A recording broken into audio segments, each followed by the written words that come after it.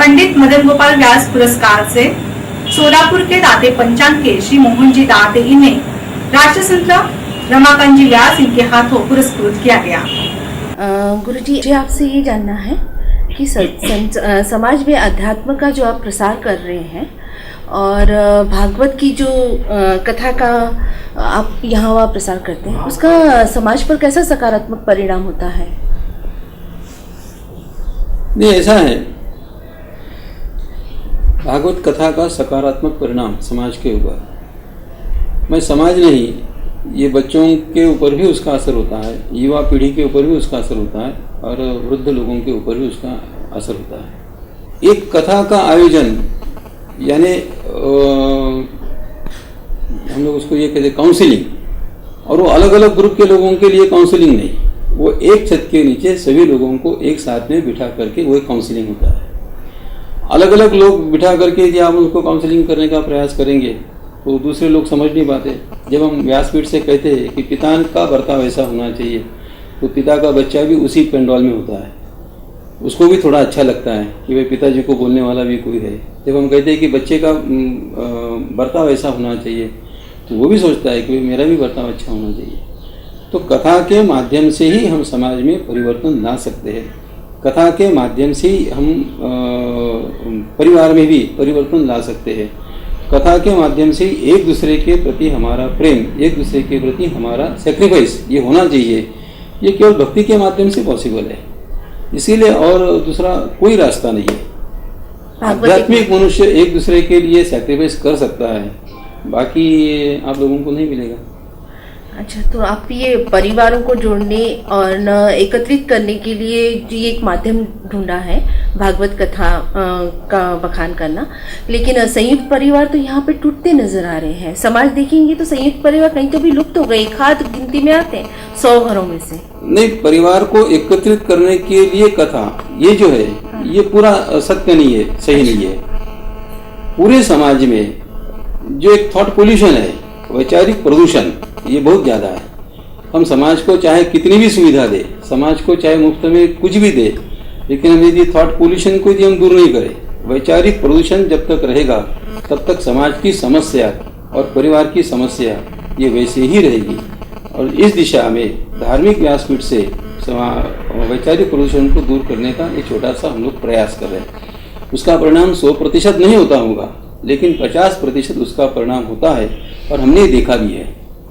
मेरी कई कथाओं में ऐसे लोग मुझे मिले, अभी जब परभणी में ताड़कस में कथा रही तो पति पत्नी दोनों सुनने के लिए आते थे, वो अलग अलग सुनने के लिए आते थे, और 7वें दिन जब दोनों साथ में मिलकर के मेरे पास में आए और उन्होंने प्रणाम किया और उन्होंने मुझे कहा कि हम लोग अलग अलग सुनने के लिए आते थे क्योंकि हमारा डाइवोर्स पिटीशन पेंडिंग है, हम लोग अलग होना चाहते थे, लेकिन ये सब पूरा 7 दिन हमने सुना और हम इस प्रकार के सौगंध संकल्प लेते हैं, हमारे में चाहे कितना भी झगड़ा होगा लेकिन हम अब कभी अलग नहीं होंगे। तो ये कथा का साफल्य होता है। और उस समय कोई एडवोकेट होता तो उन दोनों को अलग ही करवा के, वास्तव में मैं भी एडवोकेट हूँ, यदि मैं एडवोकेट होता तो शायद मैंने भी वही किया होता। लेकिन व्यासपीठ से ये जो काम होता है कि मनोवृत्ति में परिवर्तन लाना, ये कथा की सफलता होती है और ये इन लोगों में भी होती है और परिवार के लोगों को भी हमने जोड़ा। कुछ साल पहले मेरी कथा अमरावती मध्यवर्ती कारागृह में रही, अमरावती में कैदियों के लिए वो कथा थी, पूरी कथा 7 दिन की। तो कथा के बाद में मुझे लगभग 700-800 पत्र आए, हस्तलिखित पत्र आए, बाकायदा कैदी नंबर डाल करके मेरा ये नंबर है, ये नाम के सहित में ये मुझे इतनी सजा हुई है। तो उन पत्रों को यदि आप पढ़ोगे तो उसमें आप देखोगे कि कथा से क्या मिला, उन लोगों को क्या मिला। तो 2-4 मुद्दे हैं कि पहली बात उन्होंने ये कही कि इस प्रकार की कथा यदि हमने जीवन में कभी सुनी होती तो शायद हम लोग यहाँ पे नहीं होते थे। दूसरा मुद्दा ये था कि हम लोग जिनके कारण बिकॉज ऑफ देम हम यहाँ पे है, यहाँ से जाने के बाद में रिवेंज की भावना हमारे मन में थी, बदला लेने का भाव हमारे मन में था, लेकिन अब ये सुनने के बाद में हमने ये तय किया कि यहाँ से जाने के बाद में हम किसी का भी बदला नहीं लेंगे। और तीसरी एक महत्वपूर्ण बात इस प्रकार की है कि एक हौसला बढ़ता है। समाज ये जैसा आप बताते हो कि साक्षरता के कारण समाज बिगड़ा, वैसे समाज में आज नैराश्य की भावना भी बहुत ज़्यादा है। वही भावना कैदियों के मन में भी थी। तो उसने पत्र में ये लिखा कि ये कथा यदि होने में 7 दिन का विलंब हो जाता था तो शायद मैं जीवित नहीं रहता था, मैं सुसाइड करने के इसमें आ गया था। लेकिन उसी समय में इस कथा का आयोजन हुआ। अब मैं 15 साल, उसको 15 साल की सजा, जन्मठेप की सजा हुई थी। तो अब मैं इसी जेल में मैं आनंद के साथ में मैं रहूँगा। ये हौसला कहाँ से मिला? ये और दूसरी एक बात, मुझे वो बात इतनी याद आती है, 2-2.5 हजार कैदी सभी फ्री, किसी भी प्रकार का बंधन नहीं, इस माहौल में बैठे। पहले दिन की कथा हुई और सभी मुस्लिम कैदियों की बैठक हुई, मुस्लिम कैदी सभी। तो उन्होंने कहा ये कुछ तो भी अच्छा चल रहा है, तो हम लोग यूनानिमसली एक डिसीजन लेते हैं तो 7 दिन इस जेल में मांसाहार नहीं हुआ। कानून से आप उन लोगों का मांसाहार बंद नहीं कर सकते।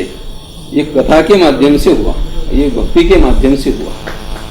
तो ये जो मिलता है तो ये कथा के माध्यम से, लेकिन उसमें इतना है that word should come from proper mouth. वो शब्द कहाँ से निकलता है? जिसके शरीर से वो शब्द निकलता है, वो बॉडी, वो सोल कितना प्यूरिफाइड है, उसके ऊपर सभी बातें अवलंबित है। वो यदि प्यूरिफाइड नहीं होगा तो शब्द का परिणाम नहीं होगा। फिर तो एक प्रोफेसर 3 घंटे पढ़ाता है और कथाकार 3 घंटे कथा करता है, वो दैट विल बी इक्वल। वो भी कोई मतलब आध्यात्म से जुड़ा हुआ तो है नहीं। आध्यात्म का अगर शिक्षा के ऊपर असर होगा तो कुछ फायदा होगा का यूथ में? बहुत ज़्यादा होगा। जैसे इसलिए बचपन से ही शिक्षा बहुत ज़्यादा बढ़ी, लोग साक्षर होते रहे। साक्षरता अभियान देश के सभी लोगों ने प्रारंभ किया।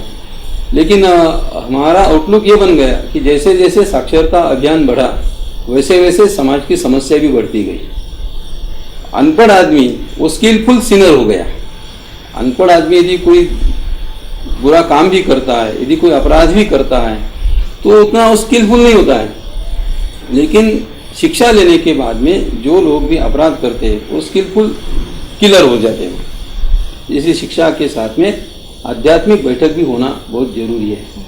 अध्यात्म की बात करता हूँ, एक रिलीजन इज डिफरेंट फ्रॉम अध्यात्म कंसेप्ट। रिलीजन में कर्मकांड आता है, वो इतना ही करता है, मेरा यज्ञ हो गया, मुझे पुण्य मिल गया। लेकिन आध्यात्मिक आदमी ये नहीं करता। आध्यात्मिक आदमी की सोच अलग होती है, उसका बैठना अलग होता है, उसका बोलना अलग होता है, उसकी बिहेवियर अलग होती है। और अध्यात्म ये मंदिर से शुरू नहीं होता है। अध्यात्म आप कहीं पे जाते हो तो आप अपने जूते कैसे निकालते हो, वहाँ से अध्यात्म का स्टार्ट होता है। Where to park your vehicle, ये जिसके ध्यान में आ गया कि भाई मेरी गाड़ी यहाँ पे है, यहाँ दूसरे की गाड़ी है, उस आदमी को उसकी गाड़ी निकालने में तकलीफ नहीं होनी चाहिए, ये सोच करके यदि मैं मेरा व्हीकल में पार्क करता हूँ, वो रियल आध्यात्मिक है, वो रियल धार्मिक है। ये सोच केवल भक्ति से और बचपन से ही संस्कार है तो ही ये परिवर्तन आ सकता है। अन्यथा पढ़े लिखे लोगों में जो एक समस्या आज हम लोग देखते हैं, ये समस्या कम नहीं हुई है। गुरुजी देखिए, लेकिन अभी की शिक्षा पद्धति को हम जोड़ते हैं तो बोझ से जोड़ते हैं, तो इन दोनों पद्धतियों के अंदर का डिफरेंस क्या है आज के इसमें? अभी ये कंपल्सरी हो गया, आपको ये पढ़ना है। और पुरानी शिक्षा पद्धति में जैसे हम गुरुकुल पद्धति में पढ़ते थे तो उसमें शिक्षा भी देते थे। आध्यात्म का यही कहीं जोड़ नहीं है। नहीं, उसमें गुरुकुल पद्धति में ये बात थी, कोई भी विद्यार्थी आ गया और उसको हमने पढ़ाना प्रारंभ कर दिया, ऐसा नहीं होता था। ऐसा कदापि नहीं हुआ। और एक गरीब परिवार से विद्यार्थी आया और एक श्रीमान परिवार से विद्यार्थी आया तो दोनों को सुविधा सेम रहती थी। आने के बाद में भी 6 महीने हमारे गुरुदेव उसको पढ़ाते नहीं थे। तो कभी कभी लोगों को ऐसा लगता था कि भाई हमको यहाँ पे क्यों ला के रखा है, कुछ पढ़ाते तो है नहीं। वो कब पढ़ाते थे? आपके साथ में रहते रहते रहते रहते वो तुम्हारी टेंडेंसी को देखते थे, तुम्हारी टेंडेंसी को परखते थे कि मैं जो भी आपको पढ़ाऊँगा उस शिक्षा का उपयोग आप समाज के लिए करोगे अथवा स्वयं के लिए करोगे, ये देखने के बाद में ही हमारे गुरुदेव पढ़ाते थे। यदि शिक्षा का उपयोग यदि आप समाज के लिए करते होंगे तो आपको अध्ययन दिया जाता था। और यदि आपकी मेंटेलिटी यदि अच्छी नहीं है, योर टेंडेंसी वो यदि ठीक नहीं है तो आपको वैसा ज्ञान भी नहीं मिलता था। मैंने फीस दी है इसलिए you are bound to teach me, ये आउटलुक नहीं था। आज विद्यार्थी टीचर को कहता है कि आपको ये पढ़ाना है और हम आपकी बात मानना ही चाहिए, हमारे ऊपर कोई बंधन नहीं है, हम आपको फीस देते हैं इसीलिए आप हमको पढ़ाते हैं, ये आपकी मेहरबानी नहीं है। ये जो भाव आया ये इसी कारण है। गुरुजी, आप लोग जो पुरस्कृत करते हैं तो वो किस आधार में, क्या किस कैटेगरीज के लोगों को पुरस्कृत करते हैं, क्या देखते हैं आप? हाँ, ये भारतीय संस्कृति सेवा प्रतिष्ठान की ओर से प्रतिवर्ष हम लोग नगर में एक पुरस्कार प्रदान करते हैं। वो पुरस्कार हम शिक्षा में किसी ने योगदान दिया हो, धार्मिक कामों में जिसने योगदान दिया हो, आध्यात्मिक में किसी ने योगदान दिया हो, या राष्ट्रीयता में किसी ने योगदान दिया हो, तो उन लोगों को हम पुरस्कार प्रदान करते हैं। केवल धार्मिक क्षेत्र में काम करने वाले को नहीं, उनको अन्य लोगों को भी देते हैं वो। जैसे हमने पारनेकर महाराज को दिया, जैसे 3 साल पहले का पुरस्कार हमने डॉक्टर दरद जी को दिया औरंगाबाद के। वो अच्छा सामाजिक काम करते हैं। और कोई यदि आदमी रहे, कोई भी पेशेंट, और मेरे उद्देश्य क्या रहा है अभी तक का किसका पुरस्कृत करने का, इसके पीछे का? नहीं, ऐसा है कि इन लोगों का सम्मान होना चाहिए। ये लोग प्रसिद्धि परांगमुख होते हैं, ये लोग कोई प्रसिद्धि चाहते नहीं है। बाकी पुरस्कार के लिए आपको अप्लाई करना पड़ता है कि भाई मैं अच्छा शिक्षक हूँ, मैंने ये किया वो किया, आपको अप्लाई करना पड़ता है। लेकिन समाज में कुछ लोग ऐसे भी है कि हम लोगों ने वहाँ तक जाकर के पहुँचना चाहिए, तो इस दृष्टि से हम लोग उनका सम्मान करना चाहते हैं। और ये हमारा वैसे दायित्व भी है कि वहाँ तक जाकर के हम पहुँचे। जैसे पारनेकर महाराज, उनको ये पुरस्कार बहुत छोटा होता है हमारा, लेकिन उन्होंने कहा कि नहीं, ये आपका छोटा पुरस्कार नहीं, जिस नाम से दिया जाता है वो नाम बहुत पवित्र है, उस नाम के कारण हम लोग ये पुरस्कार लेने के लिए आएंगे। उनको सम्मानित दृष्टि, उनको हमने सम्मानित किया। इस वर्ष हमने दाते पंचांग जो है, अभी हमने ये सोचा इस वर्ष का पुरस्कार दाते पंचांगकर्ता को देना चाहिए, मोहन जी दाते करके सोलापुर के। तो वो सही समय था, उनके दाते पंचांग को आज लगभग 100 साल पूरे हुए। इसी वर्ष उनकी शताब्दी महोत्सव मनाया गया पंचांग का। और एक इतनी दीर्घ परंपरा चलाना, 100 साल की परंपरा संभाल के रखना, ये बहुत बड़ा काम होता है। ये एक पीढ़ी में शायद टूट जाता है, दूसरी पीढ़ी उसमें रस नहीं लेती, तीसरी पीढ़ी कहती कि नहीं हमें इसमें इंटरेस्ट नहीं है। लेकिन परंपरा से 100 साल एक काम करना, और ये गौरव की बात है।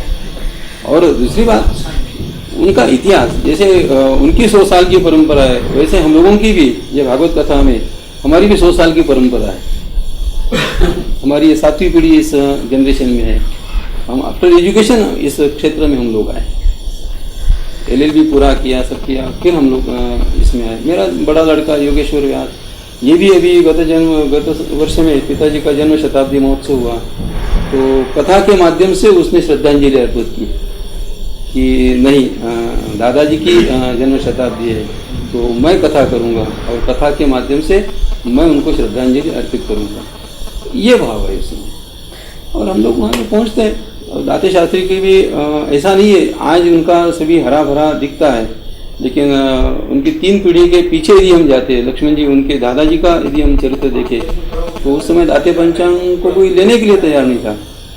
ये अवस्था थी, तो वो थैली में पंचांग डाल करके लोग उनके दुकान में जाते थे, भाई मेरा पंचांग आप रखो, मेरा पंचांग आप रखो, और यदि नहीं गया तो आप मुझे वापस दे देना, मैं इस पुराने पंचांग के बदले में मैं आपको नए साल का पंचांग दूंगा। वहाँ से उनका प्रारंभ है, और आज वो कहाँ से कहाँ उसको लेकर के चले गए।